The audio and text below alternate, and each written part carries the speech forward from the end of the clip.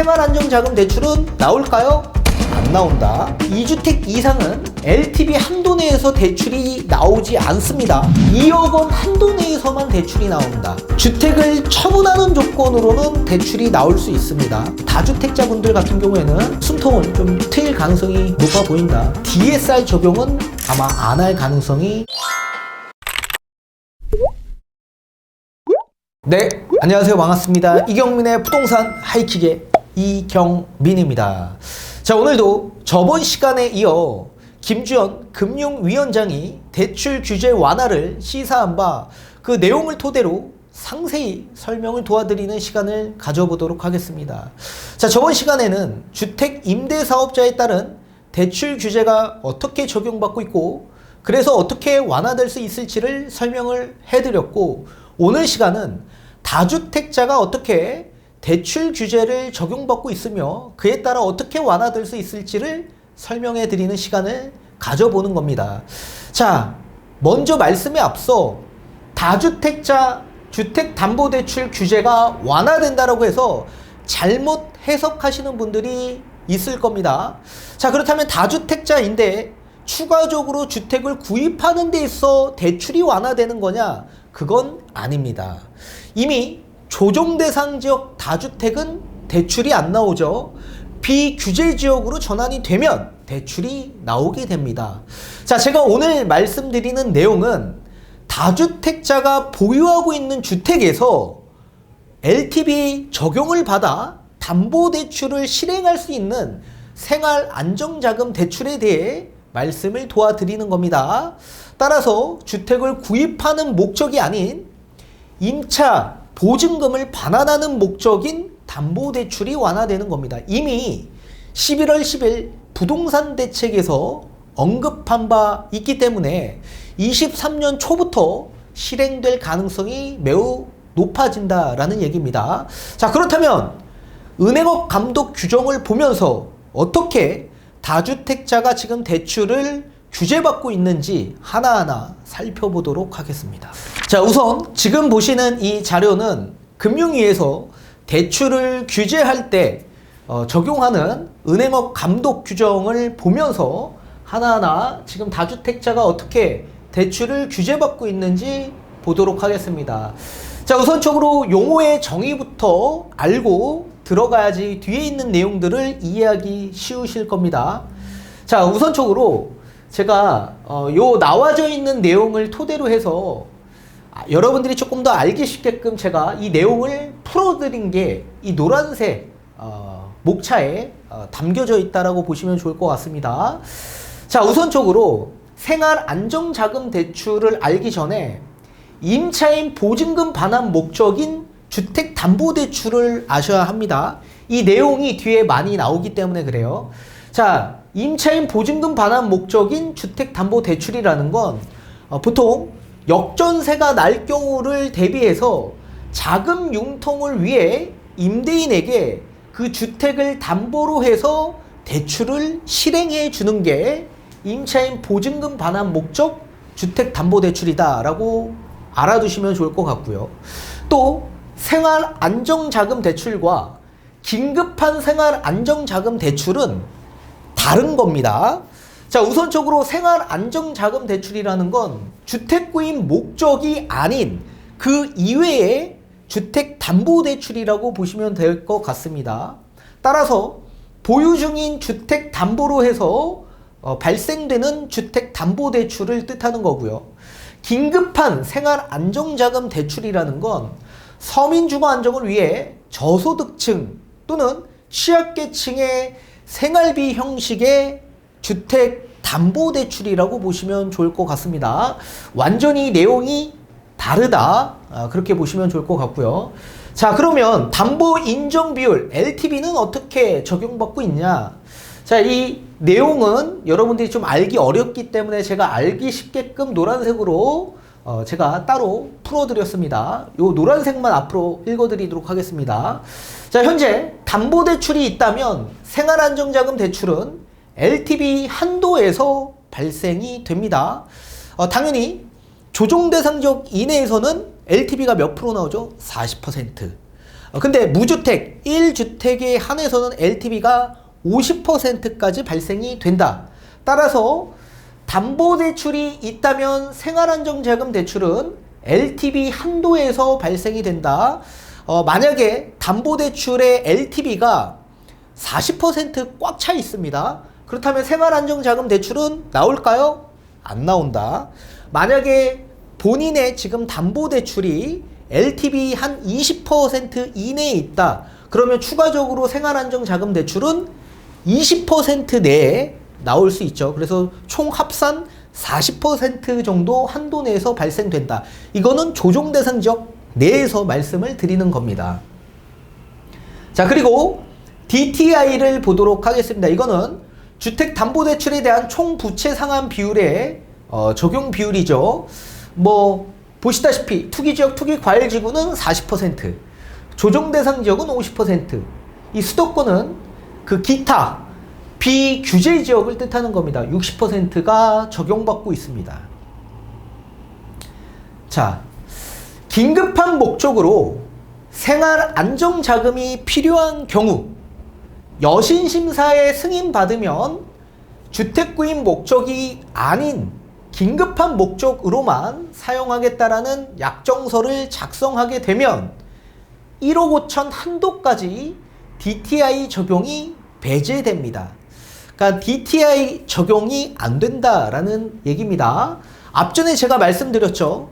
일반적인 생활안정자금 대출이 있고 지금 말씀드린 긴급한 목적인 생활안정자금이 별개다, 따로다라고 말씀을 드렸죠. 정말 급한 생활비 목적인 이런 긴급한 생활안정자금, 이거는 한도가 1억 5천까지 나옵니다. 다만 1억 5천 한도 내에서 DTI는 배제된다, 적용받지 않는다. 여기 써져 있죠. 취약계층과 저소득층에 대한 대출을 뜻하는 겁니다. 자, 그리고 1주택자에 따른 생활안정자금 DTI 틀에서 적용을 받게 됩니다. 자, 서울의 DTI는 조정대상 지역이다 보니 40%를 받게 되는 거죠. DTI와 DSR을 구분짓지 못하시는 분들이 있으신데 DTI는 이자 부분만 합산해서 적용합니다. DSR은 원금과 이자를 합산한 금액으로 이제 적용을 받고 있죠. 그래서 DTI보다는 DSR이 더 까다롭다라고 보시면 좋을 것 같습니다. 자, 그렇지만 2주택 이상은 DTI 기존 틀에서 마이너스 10% 차감돼서 DTI가 적용된다라고 합니다. 자, 서울의 DTI는 40%지만 2주택 이상이 생활안정자금 대출을 받을 경우에는 DTI가 30% 적용받는다라고 보시면 좋을 것 같습니다. 자, 이번에는 DSR입니다.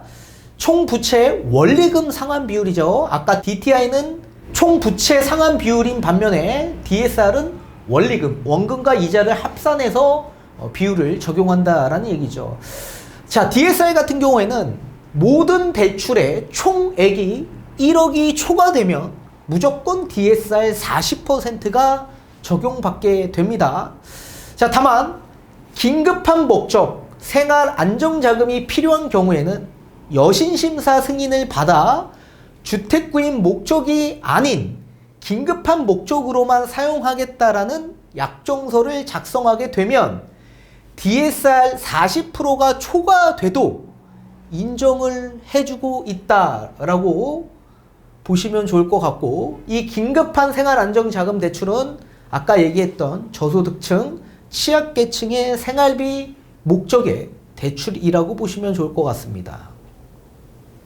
따라서 우리 긴급한 목적이 아닌 이상은 무조건 DSR이 전부 다 적용받는다라고 보셔야 됩니다. 자, 1주택자는 생활안정자금 담보대출을 받을 경우에는 LTV 한도 내로 대출이 가능하게 됩니다. 자, 서울 같은 지역 일대는 40%를 적용받게 되죠.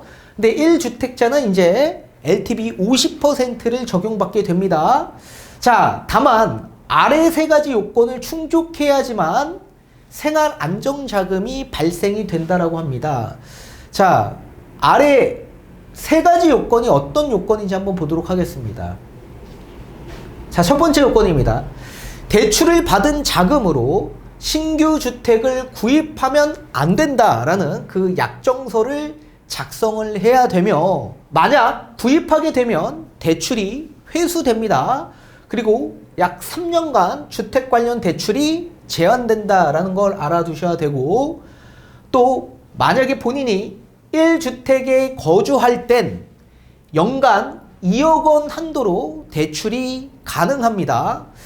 자, 은행 여신심사 승인을 받으면 2억 원이 초과돼도 대출이 나올 수 있다. 그렇지만 본인이 만약에 1주택자인데 그 주택에 거주하지 않을 경우에는 세를 줄 때 임차인 보증금 반환 목적으로 LTV 한도 내로 진행이 가능하다라고 보시면 좋을 것 같습니다. 따라서 본인이 만약에 1주택자인데 본인이 그 집에 거주하고 있다. 그러면 당연히 연간 2억 원 한도로 내서 생활비 목적으로 대출을 받으실 수가 있는데, 본인이 거주하지 않고 본인은 전월세 거주하면서 본인 집에 임차를 할 경우, 그럴 경우에는 세를 줄 때 임차인 보증금 반환 목적으로 보증금이 만약에 역전세가 나거나 그럴 경우에 자금 여력이 안 되시는 분들이 많이 계실 수 있겠죠. 그런 분들을 위해서 LTV 한도 내로 1주택자는 대출이 가능하다라는 얘기입니다. 서울 같은 경우에는 40%, 1주택은 최대 50%까지 다 받으실 수 있죠. 그리고 규제지역, 시가 9억 초과 주택 같은 경우에는 임차 보증금 반환 목적 대출 실행할 땐 3개월 이내 전입을 해야지만 대출이 가능합니다. 따라서 만약에 본인이 전월세에 거주하고 있는데 임차인한테 보증금을 반환하는 목적으로 생활 안정자금 대출을 받는다. 그러면 무조건 본인이 3개월 이내 그 집에 거주하는 목적으로만 대출이 실행된다라고 보셔야 됩니다. 자, 만약에 전입을 하지 못할 경우에는 그 대출은 회수당하고요. 약 3년간 주택 관련 대출에 대한 대출 제한이 됩니다. 이거는 전세 대출뿐만 아니라 담보 대출도 물론 당연히 대출이 다 제한된다라고 보셔야 됩니다. 대출할 때 당연히 약정서도 작성을 해야 됩니다. 다만 전입이 어려운 경우가 있지 않겠습니까? 그런 사정이 있을 경우에는 여신심사를 받아 승인이 나게 되면 제외를 해주는 게 아니라 전입 기간이 연장을 해준다. 그렇게 보시면 될 것 같습니다. 그래서 아예 제외가 아닌 전입 기간을 연장해준다. 이 세 가지 요건을 충족한다면 1주택자는 LTV 한도 내로 대출이 나온다라고 보시면 좋을 것 같습니다. 자, 2주택자 이상은 그러면 생활안정자금 대출이 나올 수 있을까요? 자, 2주택자 이상은 생활안정자금 담보대출을 받을 경우에는 기존의 LTV 한도 내에서 마이너스 10% 차감해서 대출이 나오게 됩니다. 다만 요건은 아래 세 가지 요건을 모두 충족해야지만 LTV 한도 내에서 대출이 나온다라고 보시면 좋을 것 같습니다. 자, 그러면 2주택 이상은 기존 LTV가 몇 퍼센트 나옵니까? 만약에 비규제 지역 같은 경우에는 60%가 나오죠. 그 60%에서 마이너스 10% 차감해서 50% 내에서 대출이 나온다라는 얘기입니다. 자, 그러면 세 가지 요건은 어떤 요건이 있는지 한번 보도록 하겠습니다. 자, 첫 번째, 대출받은 자금으로 똑같이 신규 주택을 구입하면 안 된다라는 약정서를 작성해야 되고, 만약에 신규로 주택을 그 자금으로 구입할 때는 대출이 회수되고 3년간 주택 관련 대출이 제한됩니다. 월세 보증금에 대한 대출, 전세 보증금에 대한 대출, 주택 담보로 대한 대출, 전액 전부 다 대출이 제한된다. 그리고 두 번째, 규제지역 2주택 이상, 다주택을 뜻하는 거죠. 2주택 이상은 연간 2억 한도 내에서만 대출이 가능합니다.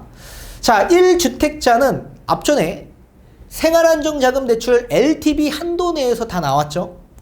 근데 2주택 이상은 LTV 한도 내에서 대출이 나오지 않습니다.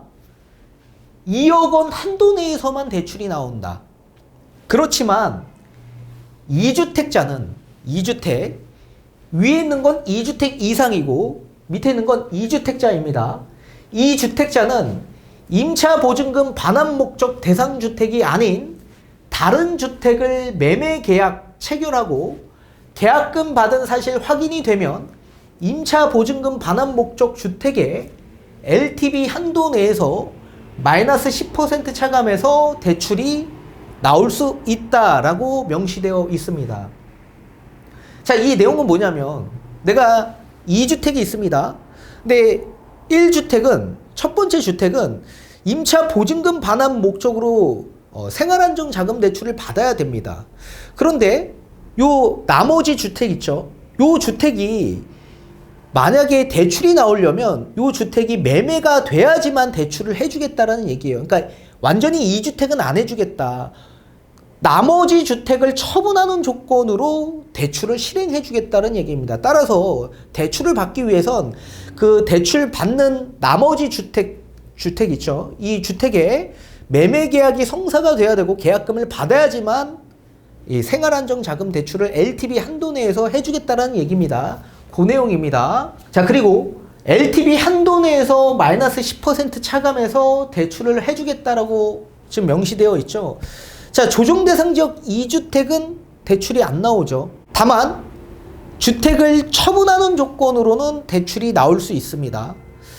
따라서 그 대출 한도에서 마이너스 10% 차감해서 대출이 나온다. 비규제 지역은 2주택은 당연히 대출이 나오죠. 앞전에 얘기한 것처럼 60% 나오죠. 여기에 처분하는 조건으로 마이너스 10% 차감해서 LTV가 나온다라고 보시면 좋을 것 같습니다. 자, 그렇지만 9억 원 초과 주택에 따른 임차 보증금 반환 목적을 실행할 땐 3개월 이내에 전입해야 되는 요건이 따르게 되어 있습니다. 앞전에 1주택자도 물론 마찬가지고 2주택자도 물론 마찬가지입니다. 3개월 이내에 무조건 전입해야지만 대출이 나올 수 있다는 얘기입니다. 그리고 만약에 전입을 못할 때는 대출이 회수되고 약 3년간 주택 관련 대출이 제한된다. 대출 약정서를 다 작성해야 되고, 그리고 다만 전입이 어려운 사정이 있을 때는 여신 심사를 받아서 승인이 나면 제외가 아닌 전입 기간을 연장시킬 수 있다. 이렇게 명시되어 있습니다. 자, 그렇다면 앞전에 얘기한 것처럼 규제지역 2주택 이상은 LTV 한도 내로 대출이 나오지 않지 않습니까? 연간 2억 원 한도 내에서만 대출이 나오는데 이거 풀어주겠다는 얘기예요. 규제지역 2주택 이상자도 무조건 LTV 한도 내로 대출을 해주겠다라고 완화 대책을 시사했습니다. 그리고 마찬가지 이런 마이너스 10% 차감해서 이런 것들도 다 바뀔 소지가 높다. 그리고 3개월 이내에 전입해야 된다. 9억 원 초과 주택 같은 경우, 이런 경우도 마찬가지 규제가 완화될 수 있다. 그렇게 보시면 좋을 것 같습니다. 자, 그리고 투기 과열지구 내 1주택 이상자가 시가 15억 원 초과 아파트, 당연히 주택담보대출 어떻게 됩니까? 원래 못 받게 되어 있었죠. 그런데 이거는 12월 1일부터 법이 개정돼서 15억 원 초과 투기과열지구 내에서 아파트 취득할 때 담보대출이 LTV 50%까지 나오게 됩니다. 무주택 1주택자에 한해서만. 자, 그런데 임차인 보증금 반환 목적인 담보대출은 현행 지금 나오지 않고 있습니다. 주택 취득할 때 담보대출은 나오는데 15억 초과 아파트의 임차 보증금 반환 목적인 담보대출은 지금은 나오지 않고 있습니다. 자, 그렇지만 2019년 12월 17일까지 계약서 작성하시고 계약금 납부 증명을 하게 되면 LTV 한도 내에서 대출은 가능하다. 지금은 현재 이런 분들 아니고서는 무조건 2억 원 한도 내에서만 대출이 나오고 있습니다. 자, 19년 12월 17일까지라고 명시한 건 투기과열지구 내 15억 원 초과 아파트 주택담보대출 금지가 19년 12월 16일 부동산 대책에서 발표가 되었기 때문에 요 기준 날짜를 명시한 겁니다. 따라서 그 대책이 나오기 전까지 계약금 지불하시고 계약서 작성하셨다면 LTV 한도 내로 생활안정자금 대출 나올 수 있다. 그리고 그 이후에 취득하신 분들은 2억 원 한도 내에서만 대출이 나오는데 이 또한 마찬가지 23년 초부터 2억 원 한도가 아니라 15억 초과되는 아파트 그리고 2019년 12월 17일 이후에 주택을 취득하셨다라고 하더라도 LTV 한도 내에서 대출이 가능해진다. 그렇게 보시면 좋을 것 같습니다. 자, 따라서 앞전에 제가 용어 정의를 명확하게 해드렸습니다. 임차인 보증금 반환 목적 주택담보대출이 뭔지, 그리고 생활안정자금 대출은 뭔지, 그리고 긴급 생활안정자금은 뭔지, 이거를 정확하게 이해를 해야지만 제가 말씀드린 내용들이 다 이해가 되실 겁니다. 자, 따라서 이제 앞으로 대출 규제에 따른 완화 정책들이 이제 앞으로 속속 발표가 될 텐데, 이거는 이제 뭐 법을 아예 막 개정을 해야 되고 민주당의 요구가 필요한 게 아닙니다. 이거는 금융위에서 바로 은행업 감독 규정만 개정시키면 되는 부분이 있기 때문에 바로 실행이 가능한 부분이 된다. 따라서 대출에 대한 부분은 법을 바꾸지 않아도, 민주당의 협치가 필요하지 않아도 금융위에서 충분히 다 바꿀 수 있는 부분이 있기 때문에 지금 역전세에 따른 위험성이 다분히 존재하고, 그리고 지금 뭐 전세보증금 역전세로 인해서 반환이 안 되는 부분들이 많기 때문에 다주택자에 따른 이런 LTV 완화를 통해 역전세 방지를 하기 위한 목적이 크다라고 보시면 좋을 것 같습니다. 따라서 그렇게 되면 다주택자분들 같은 경우에는 한숨, 좀 숨통을 좀 트일 가능성이 높아 보인다. 그래서 한도 2억 원까지 나올 수 있는 거 LTV 앞전에 말씀드린 대로 다 나올 수 있다. 그리고 DSR 당연히 적용받는다. 다만 DTI는 앞전에 얘기한 것처럼 그렇게 1주택자 한해서만 배제가 되는 거고, 다주택자는 지금 현행 기준에선 적용받고 있다. 근데 이것도 마찬가지 바뀔 소지가 있습니다. DSR, 앞전에는 현행 기준에선 DSR이 적용받고 있지만 이제 앞으로는 DSR이 적용받지 않을 가능성이 매우 높습니다. 따라서 LTV, DTI 틀 내에서만 적용받을 가능성이 매우 높다. 그렇게 보셔야 될 것 같습니다. 자, 이거는 11월 10일 부동산 대책에서 이미 언급한 바 있기 때문에, 그리고 금융위원장이 또 언급을 한 바 있기 때문에 DSR 적용은 아마 안 할 가능성이 높아 보인다. 그렇게 보시면 좋을 것 같습니다.